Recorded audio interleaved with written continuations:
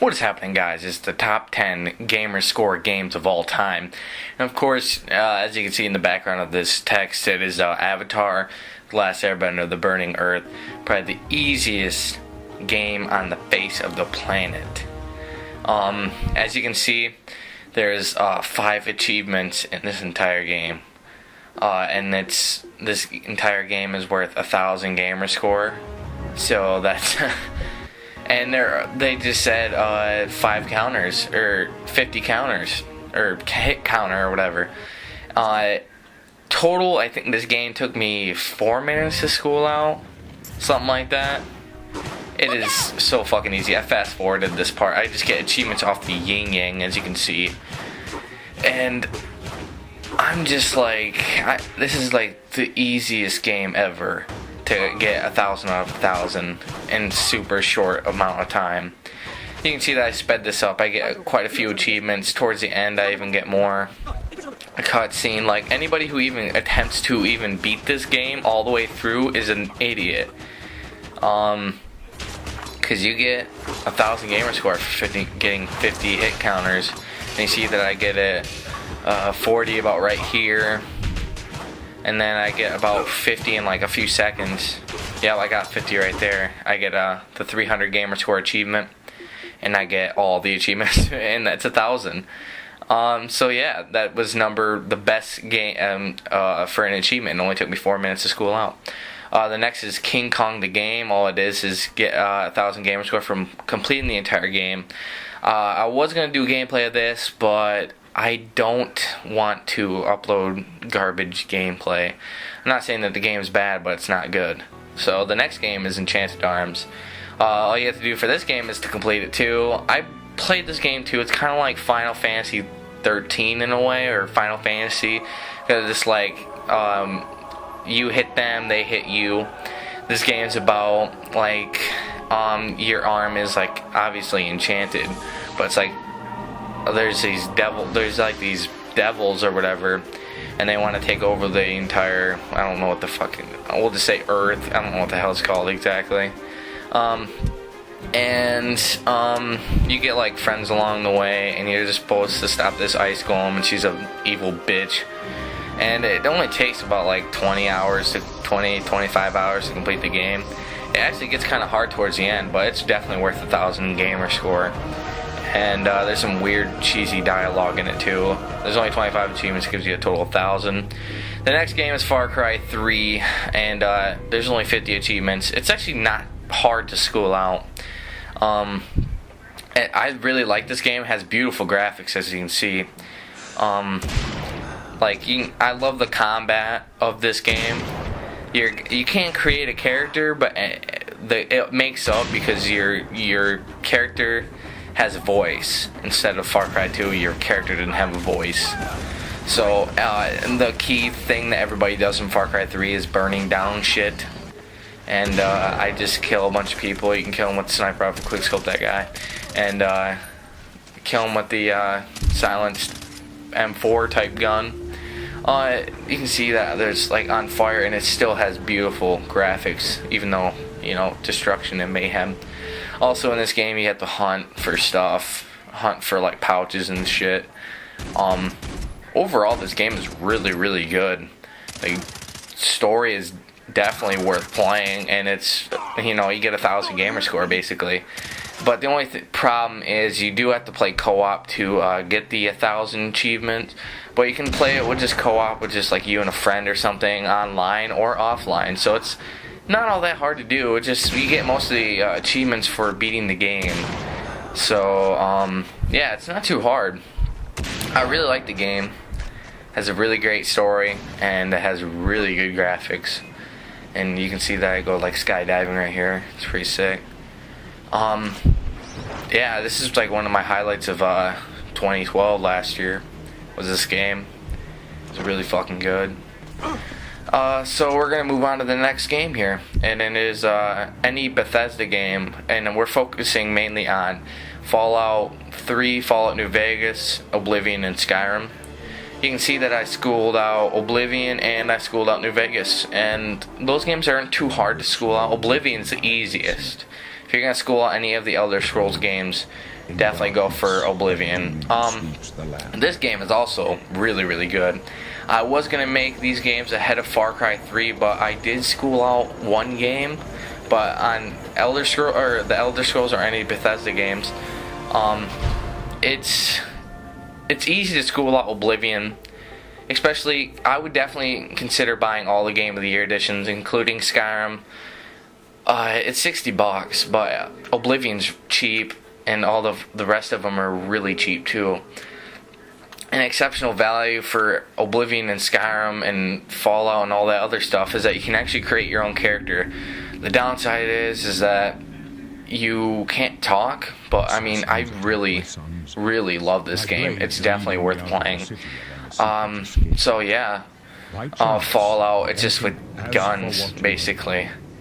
Like, this is like sort of medieval if this isn't your style, but which is kind of weird because these games are fucking awesome. But then definitely, if swords aren't your style, go for Fallout. They actually are really exceptional games. All of these games on this list are pretty exceptional.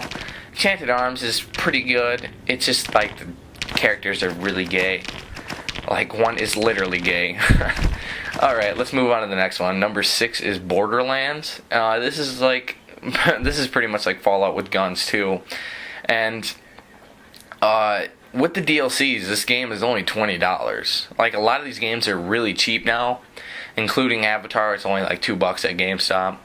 Like $2 for 1,000 gamer score. You can also just give it back or rent it. I mean, like, it's not a big deal. But Borderlands, I got 15,000, or not 15,000, 1,500 gamer score out of 1,750, and I didn't even beat all the DLCs. This is just showing a little bit of gameplay, even if you haven't seen this game before. It's a really cool game. It's like Fallout. Like the leveling up system, except for it has like more of a sci-fi thing to it, I guess. And it's got like a little bit of humor right here. Like, you can see that it says 9 toes, but he has 3 balls. So I thought that was pretty funny when the first time I played it. I've played this game way too much to make it not that funny anymore.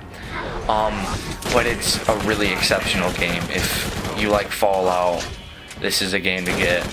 And it gives you a lot of game score as well. And I like the story to it. This is just showing like me killing the first boss. It's nothing spoiler to it, and it's also co-op online and offline. You can play it split screen. I used to play split screen when I didn't have live for the longest time, and yeah, this game is really fun. So we'll move on to the next. It is COD with all the DLCs. If you are playing the Treyarch with the zombies, it's definitely best to get all the DLCs. But if you don't want to buy all the DLCs, go for Infinity Ward, like Call of Duty 4 or Modern Warfare or any of those series. The next one is Halo. Well, I don't even know if it's on yet. But the next, it's a Halo series. So this is Xbox 360 only. And it's Halo 3 with ODST, because they have the add-ons for Halo 3, like the Forge mode and Reach, and they also include DLCs, so you get maximized gamer score. Halo ODST does come with the Forge World add-ons, so you get quite a bit for Halo 3 just for doing the Forge Worlds. Number 9 is Mass Effect 1, 2, and 3. It's good story, good gameplay, and over 2,000 overall with one playthrough each. Mass Effect 3, I think, if Mass Effect 3 or 2 gives you the most gamer score overall, but I like to play it in the order because you get a lot more gamer score if you carry over your character to the next game, and it's definitely a really good game. Next one is Mafia II, and this is the last one. I had to choose either this or Dante's Inferno. I had to choose this because it's more of a Grand Theft Auto type deal. But there is a few exceptions. It is put in the past year, 19 something. I don't remember the exact date. It's a really good game overall. It reminds me a lot of Grand Theft Auto, but reminds me more of The Godfather. And I really like the story in this game. I got, I think, 870 overall.